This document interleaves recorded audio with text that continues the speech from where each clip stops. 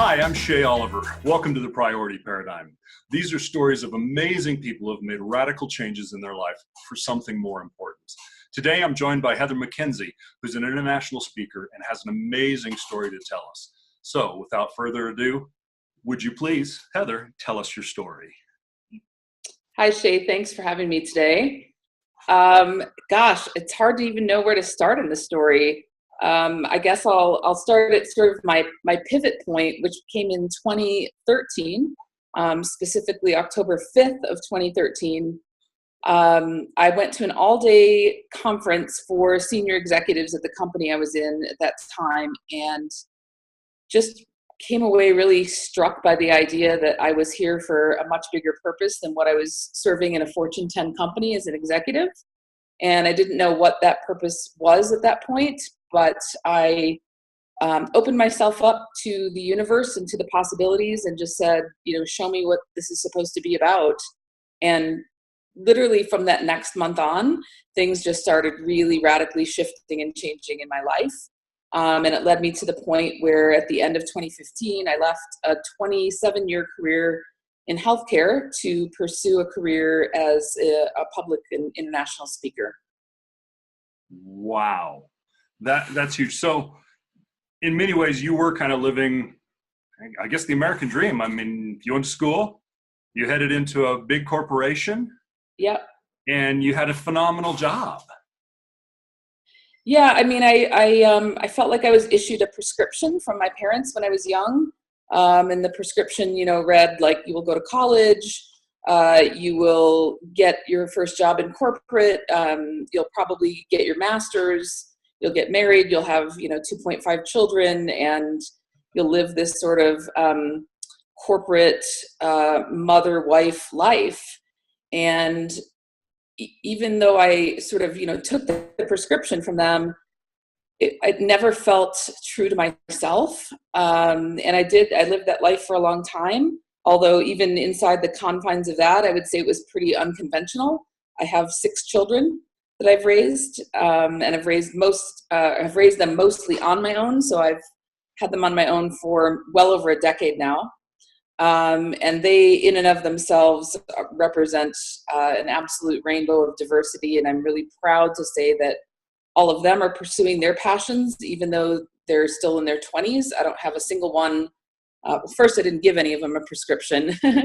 And second, I think I raised them all to be independent thinkers and to really follow their own passions. So I have a professional tuba player, I have a race car driver, an Alaskan fisherman, a Michelin star chef, a choreographer and model, and an aspiring writer. I didn't hear any major corporations in there. Not a single one. Not a single one. So, yeah, I mean, I think, right, as parents, we either parent, in the fashion that we were parented or sort of in a 180. And so I tried to give my kids really like a free form childhood and let them pursue their passions and figure out how they could make money doing it. And I was just a lot of years behind them, frankly. They've been inspirational to me and were inspirational in me leaving a really strong, successful corporate career to go pursue the greater good, which is, as I believe, helping humanity to heal in different ways through the talks that I'm giving all over the world. Awesome. Well, let's jump back a little bit into your corporate life. Sure. So 2013 was kind of that point where there was a bit of an awakening, where you started to look and something else to happen. And then it took you until 2015 to do it. Before that pivot point, what felt wrong about what was going on in the corporate world, or not wrong, but uneasy about where you were? I think there are several things. One is that incessant drive for profit. And I think, profit is one of the 4 Ps, but it's people, planet, profit, purpose is the way I live my life now. And all I was seeing was profit. And it was really damaging in many ways. I was also putting in 70 to 80 hours a week and really not connected to my own children, which is difficult when you're a solo parent of 6 kids. You really want to be there and be involved with them. And it just felt really empty. Like I was asked to make some decisions that didn't feel ethically or morally correct to me. And again, this is an industry that I grew up in, and companies that are well respected throughout my career have been at Procter & Gamble, Johnson & Johnson, General Electric. I mean, some really big blue chip companies. Sure. And yet I knew something was missing, and I needed to make a change. So I started really in my personal life at the end of 2013. I made a list of all the things I was unhappy with and how I could start to change them for myself. And the first was selling my house. I didn't like the neighborhood where I was living at the time. Sold that house, moved right downtown, so more urban living, which I've always wanted to experience, but having a bunch of kids, like suburbs is easier. Right. But doing that, getting a nutritionist, really cleaning up my diet, starting to put more focus on exercise. And then I knew the next thing I wanted to change was career, but it was really a difficult thing to do. Again, sort of that golden handcuffs of corporate America, and especially when you're as high up the ladder as I was, it makes it really difficult to leave. So the universe, I think, got tired of giving me little nudges from 2013 and on. And at the end of 2014, I went through a pretty massive sexual assault in the workplace case. Oh, and it was an incident that I had chosen not to report at the moment because we were in the midst of a contract renegotiation with the client where I was assaulted. And someone else who witnessed it reported it without my permission or my knowledge. And it set off just I don't even know what the right word is, a firestorm, a giant snowball, an avalanche, I'm not sure. But it set off a chain of events that led me to leave corporate America and branch out and do something else with more purpose. wow. Well, I'm truly sorry that you had to go through that event, and then everything that I'm sure that there was probably a lot of drama around it in terms of corporations and attorneys and all the things that happen. There was, and thank you for the apology, but it was actually the biggest blessing of my entire life to go through that experience. Oh, say more, please. I mean, it was it was an entire year that this went on. And again, in the initial stages, it didn't feel like I was gaining freedom or on the path to something new. And I think that's because it was reported without my knowledge or permission. And that's one of the things I talk about on stage is that for survivors of sexual assault or harassment, whether it's in the workplace or not, reporting it without their knowledge is actually a re-victimization. So in the beginning, that's what it felt like, that my agency and my voice had been taken away from me. But over time, and it took an entire year to settle all the aspects of this case, over time, I really began to believe that this event was placed in my life in the time and in the fashion that it was to get me to really turn inward and figure out my purpose in life. And I'm really happy to report that my purpose came through with great clarity. I am here on this planet for 3 reasons. Ready to hear them? I'm ready to hear, please. So my first purpose is to help as many other human beings feel genuinely seen, heard, loved, and accepted. Because I hold a firm belief that when we as human beings feel those things, all the voices in our head that are saying, am I pretty enough? Am I good enough? Do I have enough money? Am I getting the promotion? Does this person like me? All that stuff goes away and is really quieted when you are genuinely seen, heard, loved, and accepted. And it allows you the space to step into the fullness of your own purpose and potential. So that's my life purpose number 1. Number 2, it's not enough. In and of itself is amazing and awesome. But thank you. I'm an overachiever. I graduated college at 19. I raised 6 kids by myself. I can't be satisfied with small things. Sure. Well, one. Yeah. So number 2, I'm here. I know that I'm here to connect people, ideas, and organizations in meaningful ways that both accelerate their individual missions and co-create new ones in some cases. And Wow. So I'm literally connected to people on almost every continent at this point, And one of my favorite things is just making those really important connections. And the third reason, my third purpose in life, is to give voice, agency, and access to the underrepresented and the marginalized in our society globally. So however I can use my white privilege, I'm going to do it. Awesome. Very, very awesome. Well, any one of those by themselves is enough, Thank you. just from my opinion, but it's awesome that you've actually focused in on all of this. It's interesting to me that, you were in a place where you were very uncomfortable. You were in a place where you were trying to change, and then the universe pushed something upon you that really forced you into doing something else. Let me ask a hypothetical question. Sure. What if that sexual assault hadn't happened? Where would you be today?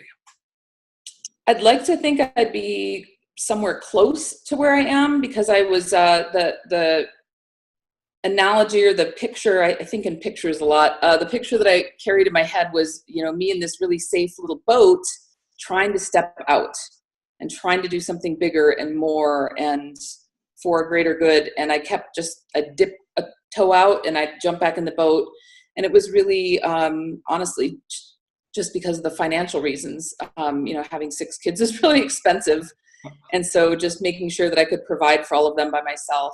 But I would like to think, I heard the universe knocking, right, in 2013. I actually heard it years before, but it was just impossible to even dream or conceive of anything like that. But starting at, 5 years ago, I knew I was destined for something more. My kids were getting, out of the household and grown and raised. And so I think it would have been a little easier. So I'd like to think that I would have already left by now, but I probably wouldn't be as far along on the path as I am. So in a lot of ways, it was really an accelerant to what you were already going to probably do. For sure. Yeah, no, it was like the universe was like, no, lady, you've got big stuff to do in the world. So let's let's get it through your thick head right now. It's time for you to go. Stop being stubborn. Yeah, exactly. And I'm very stubborn. I'm Scottish and stubborn. Awesome. Awesome. So with you continue to say the universe, aligned to push you in this direction, or some phraseology like that. How did you kind of heard it very clearly. The universe came in and, you had a terrible event. How were you hearing it before? If you were saying, you'd given it up to the universe and the universe was trying to push you, what was going on inside of you before the assault that was making you think, it's not just me, but I need to go? It's more than me. It is the universe saying I need to do more.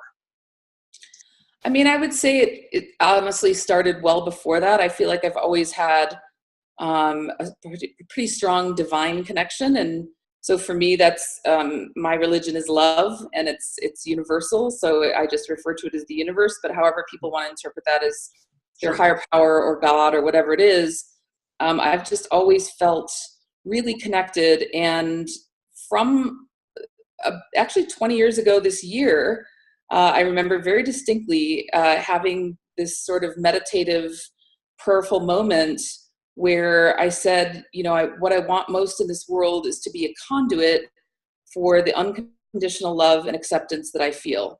And so I want to help other humans feel as connected and as loved as I feel. And so even 20 years ago, I was saying, make me a conduit where this stuff just passes through me and passes on to other people who need it in the universe. And so I feel like it's been a long time coming, but certainly I had a really strong wake-up call. Like I said, for me to be able to recall the specific day in the event in 2013, that was when I got kind of a hard shaking, if you will, gentle, loving, but hard shaking. Kind of like what we have to do to our kids occasionally. Yeah, exactly. Like something, you're out, you are out here to do something more than just be a healthcare executive and raise kids. So certainly. Well, let's dive back into right around the time where shortly after the sexual assault occurred, you had a lot of choices. You had a lot of things taken away from you because someone else reported this, but you had a lot of choices. my assumption and what I understand is you probably had a settlement offer. And I think most of us would look at that paycheck of what I'm guessing in that world is probably sizable as an out, as a potential ticket to freedom, especially with 6 kids. Yeah. I mean, and my understanding is you did not take that settlement check. That's right. That's right. Tell me a little bit more about how you got to the point of saying, that's not what's important to me, something else is more important. Yeah, honestly, it was almost in a way another, the universe dragging me along as I'm kicking and screaming and saying, no, I can't do this. It's too hard. It's too scary. But I was, in the end, offered a 7-figure settlement from the man who assaulted me. He's a very wealthy and influential man globally. He's well known. And there was something inside my body that said no. And over the course of the year that this case went on, I had gone on a deep dive of healing and working with a lot of different types of healing modalities, EFP, or EFT rather, NLP, EMDR, somatic body work, Hakomi work, all sorts of different things that really got me in touch with my own body. Trauma lives in our bodies, not in our minds, actually. And so having that mind-body connection strengthened allowed me to receive that signal pretty clearly when I got the settlement offer. And I actually went away for the weekend with my meditation coach, who before this case, I never would have even considered having a meditation coach. I thought this was all like crap for hippies.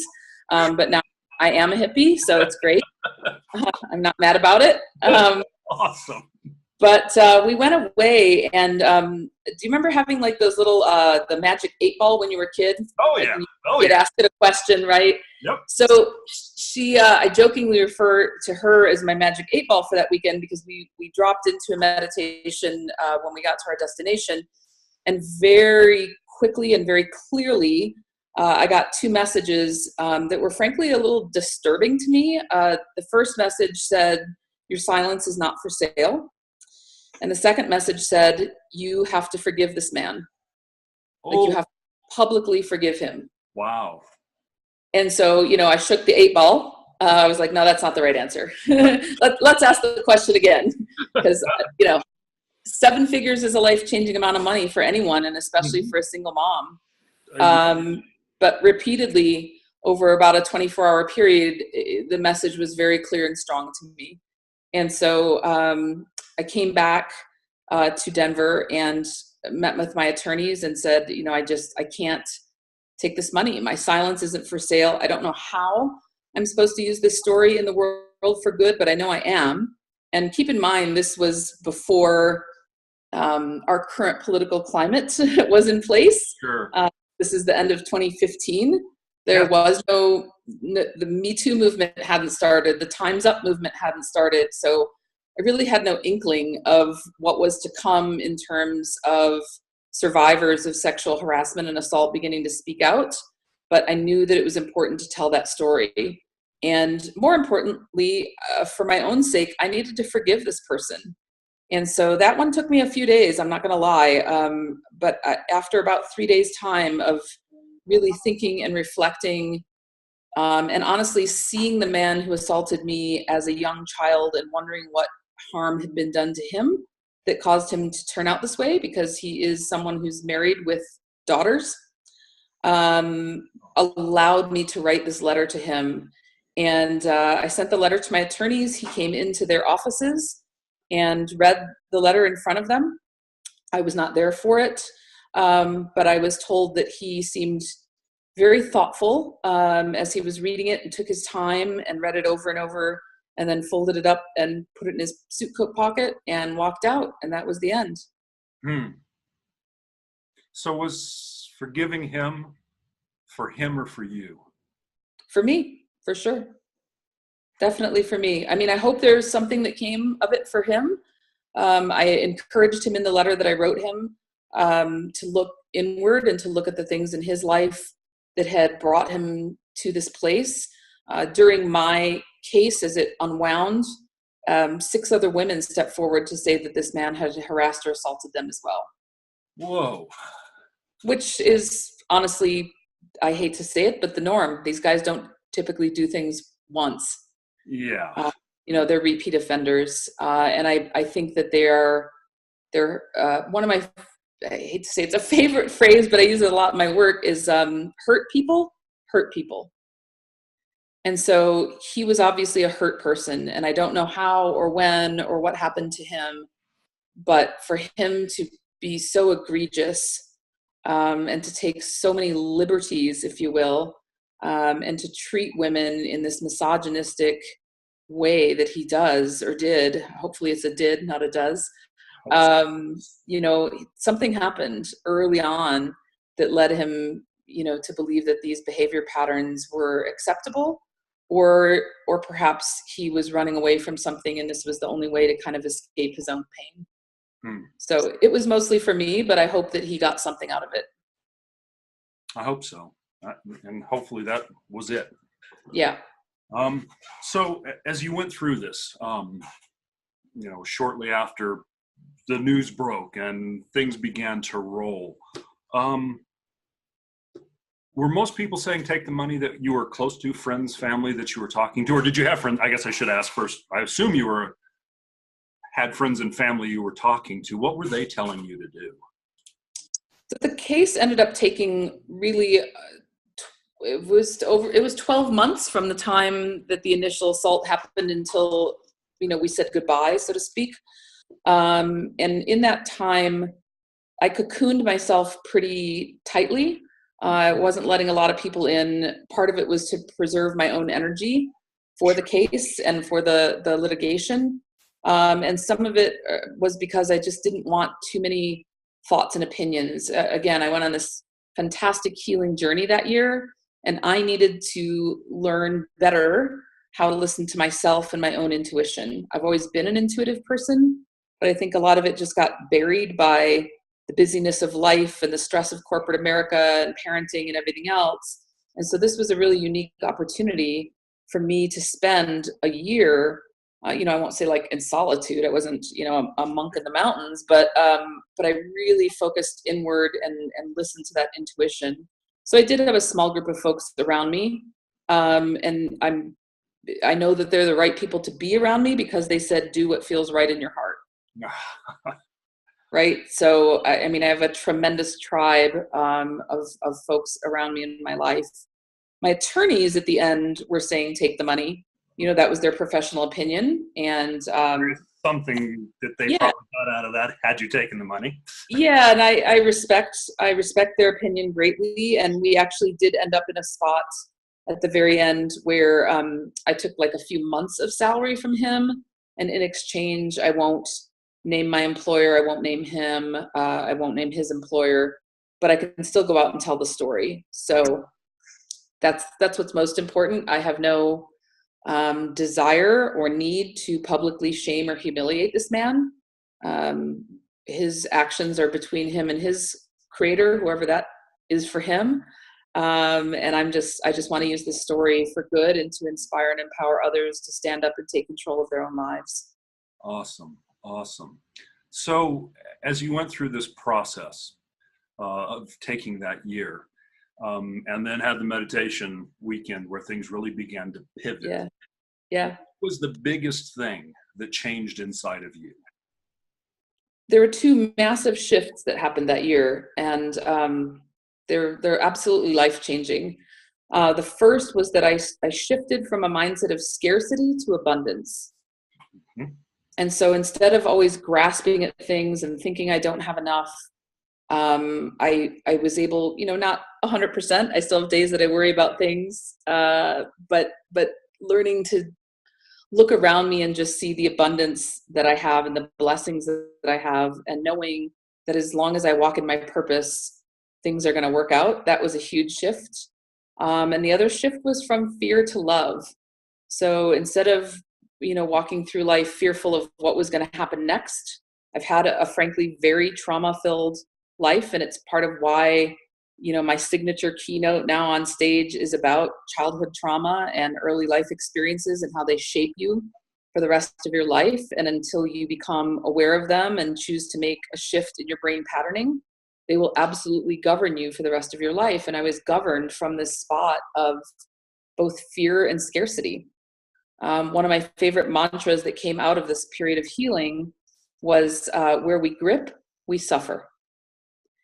And right, think about that. Yeah, So it's cool, right? Like whatever we're gripping onto, whether it's an identity, a relationship, an income, a job, whatever it is, when we grip so hard and so fiercely, it's just us who are hurt.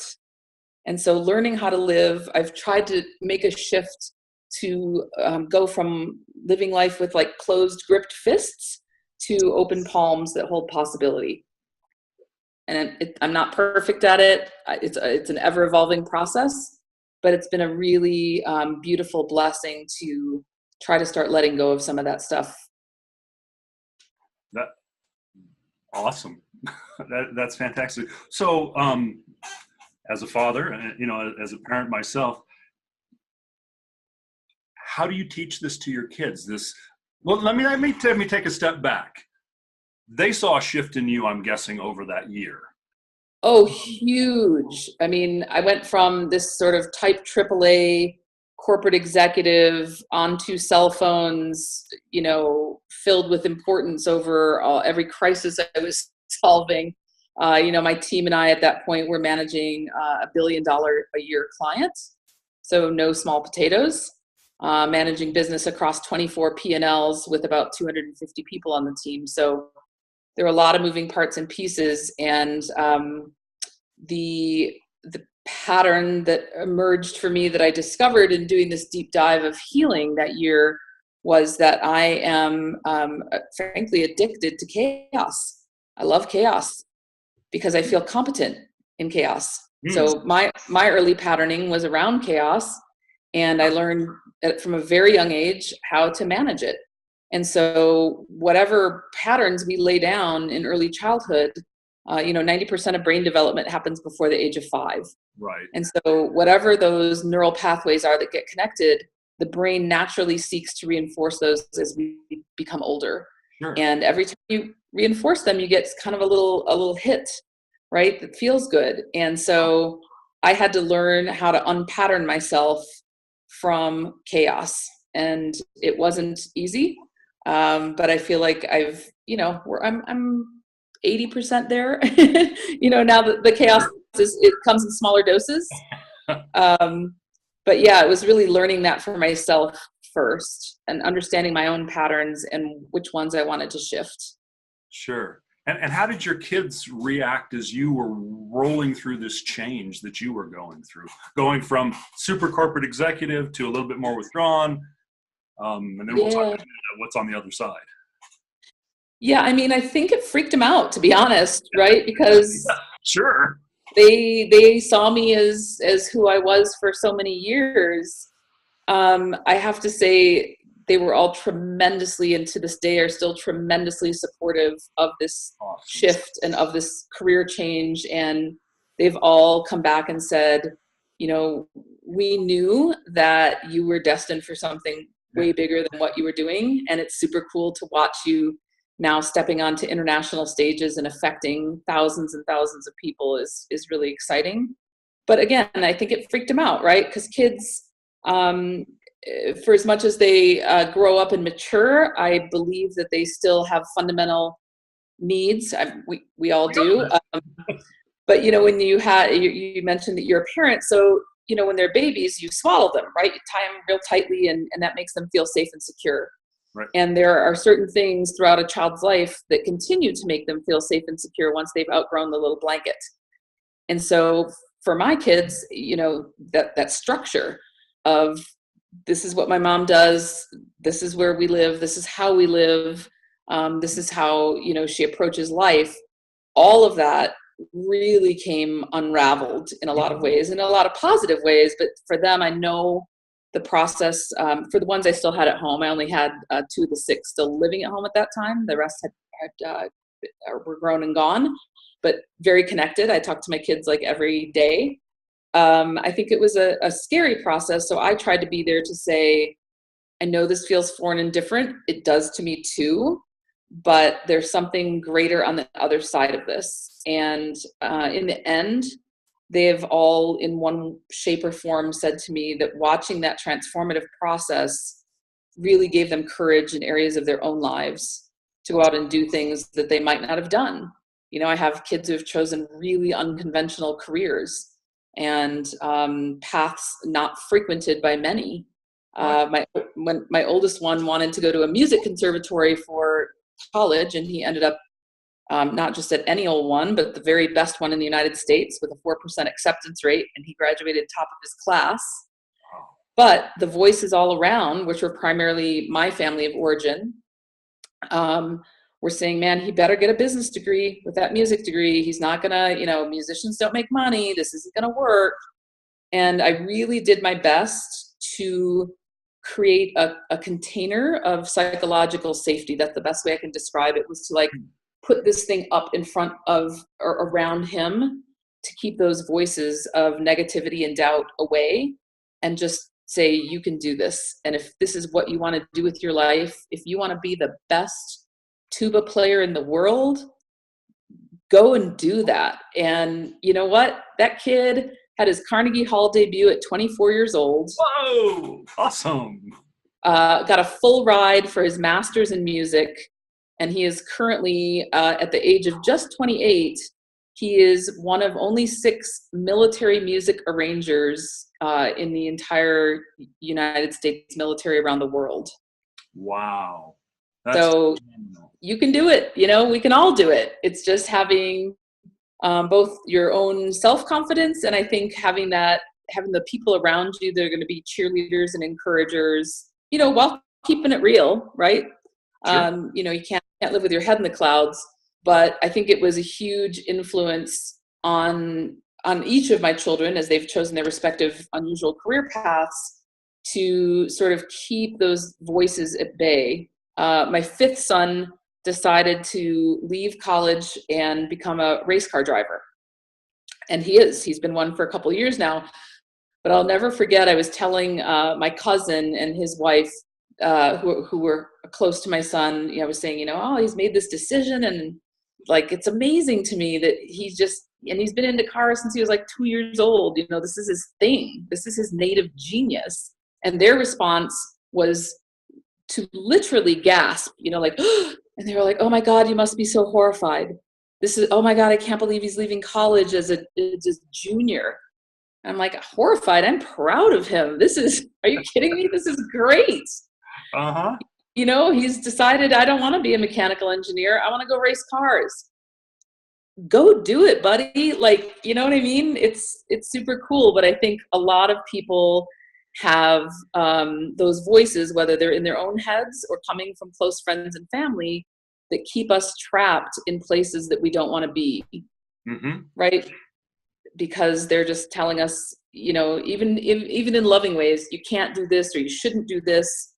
And what I've come to learn for myself, and what I've tried to impart to my children, is that a lot of times those people are simply projecting their own fears onto us. We are the people that have chosen the path less walked, and something really unconventional. And I think when certain people hear stories like ours, like mine and that of my children, it both strikes a chord of fear in some way, and also I don't want to say jealousy, because it's not really jealousy, but it's just this idea of oh, what could I do differently, or how could my life look different? How could I be a model or a race car driver or a tuba player or an Alaskan fisherman or whatever, right? How could I go do that? Yeah. And so, when we are confronted, a lot of us, when we're confronted with fear, we try to push back on it and move it away from us, rather than welcoming it in and really trying to figure out what lesson fear is trying to teach us. And so I think that those of us who are walking an unconventional path are frequently confronted by that, you can't do that, or you shouldn't be doing that, or that's irresponsible. And it just comes from people, I think, who have their own unrequited feelings of walking a different path inside them. So if you were to be sitting down with somebody who said what you just said. You know, I'm on this normal path. I'm on this, you know, doing what I'm supposed to. I'm the mechanical engineer here, but it's not what I want to do. What I really want to do is ABC. How do you, what advice would you give them? How would you encourage them? And what would you tell them to do? You know, I think the most helpful thing that we can each do for ourselves is to take that inward dive and to really understand yourself, to increase your self-awareness, to understand the patterns that are driving you in your life. And then once you have that awareness, then you get to make a choice. Do I want to shift? Do I want to integrate past traumas that are maybe ruling the way that I move through the world right now? And you don't have to. There are plenty of really high functioning people with a significant amount of trauma. I know this because I was one of them. Right? So you don't have to make that choice, but I think that's the most important step that a person can take, is to really look inward and start to think about the things that motivate and drive you and the mark that you want to leave on this world. If you want to leave one, again, not everybody wants to, and that's okay too. I think the most important thing is just living a radically authentic, transparent, and vulnerable life. Because in the end, to me, the thing that's more important than whether you're, you know, a race car driver or a public speaker, or you are a CPA in an office for 30 years of your life, the most important thing is human connection for all of us. It's what drives us. It's what holds us together as families and clans and societies. And I think once you're really connected with yourself, that allows you to have genuine connection with others. Awesome. That's fantastic. I love that. Okay, so you've been on a hell of a journey. I mean, I don't know any other way to say it, but you've been on a hell of a journey. Yeah, and let me just say, like, it's not been, you know, like fun and games, peaches and cream, whatever, you know, turn of phrase you want to use. There have been many moments, and there still are, when this journey is terrifying. When I sort of dig in my heels and say, I don't want another transformation. I just, like, can I just be the butterfly that I am right now? No, you know, new set of wings time.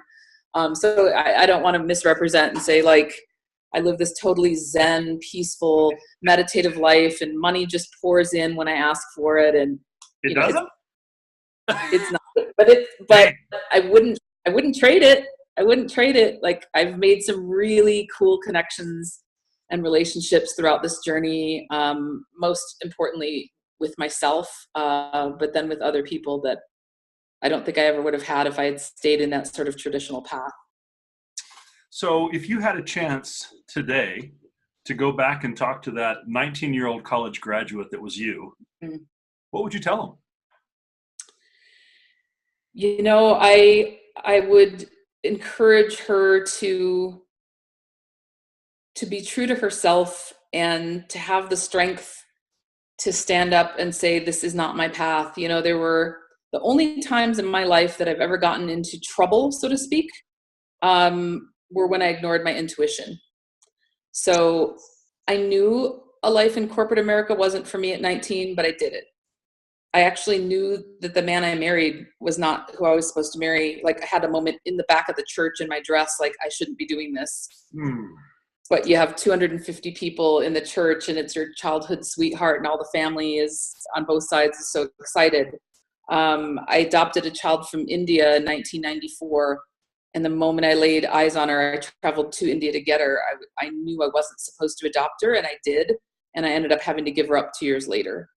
So any of those times that I've ignored that voice inside myself have been when those choices have kind of come back to bite me in different ways. So I would have encouraged my 19 or 20-year-old self to really pay attention to your intuition. Again, the body holds all the knowledge that we need. We hold everything inside ourselves that we need. I think we just are either trained by society or parents or other people close to us to shut that out and to follow the path that most go on. Your story is a fascinating one. I really appreciate you taking this time. It's been a blast talking with you. Thank you. Same. What question did I forget to ask you? Oh gosh. And then Yeah, I don't know. I mean, I guess I'll share just again, like the idea of being open to the universe and what it holds is phenomenal to me. I just completed a month-long speaking tour in Australia. Cool. It all came together. Yeah, it was amazing. I spoke at 20 gigs in 11 cities in 28 days. Oh, wow. So it's pretty brutal. It was a hell of a schedule for sure. And the whole thing came together in less than 3 weeks. Like they didn't send my plane ticket till 72 hours before I was going to leave. Oh my God. I'm kind of a planner by nature. Part of that is my own trauma background of feeling safe and secure when I know where I'm going, who I'm seeing, what I'm doing, what things look like, having everything laid out for me. And just that phenomenal opportunity came out of the blue, and I just said yes. So I think it's really cool what can happen when we just say yes and see what unfolds. And so as a result of that, I'm already now preparing for my second tour.